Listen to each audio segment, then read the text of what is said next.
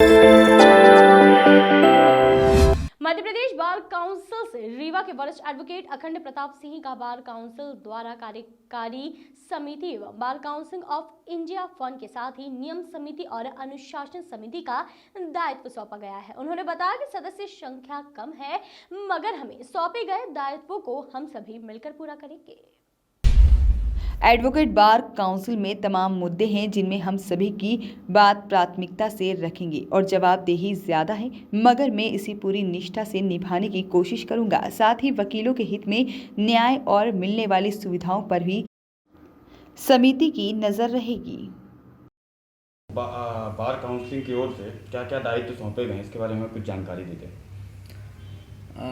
Bar council के द्वारा मुझको जो कार्यकारिणी समिति होती है एग्जीक्यूटिव बॉडी, उसका सदस्य बनाया गया है।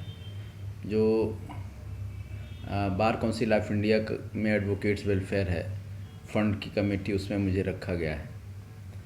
नियम बनाने के लिए जो समिति है जो बार काउंसिल के नियम बनाती है, उसमें भी मुझे रखा गया है। और बार काउंसिल के अनुशासन समिति में मुझे रखा गया है। तो इस तरह से 4 समितियों में मुझे स्थान दिया गया है। और चूँकि कार्यभार बहुत ज़्यादा है और सदस्य संख्या 25 है, तो उसके अनुपात में सभी को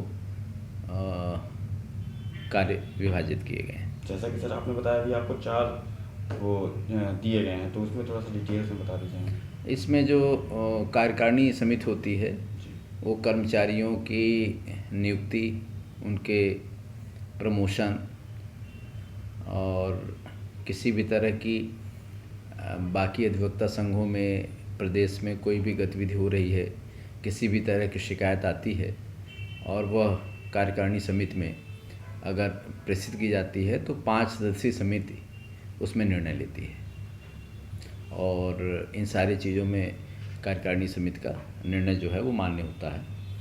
इसके साथ नियम निर्माण समिति होती है। तो जो बार काउंसिल में नियमों का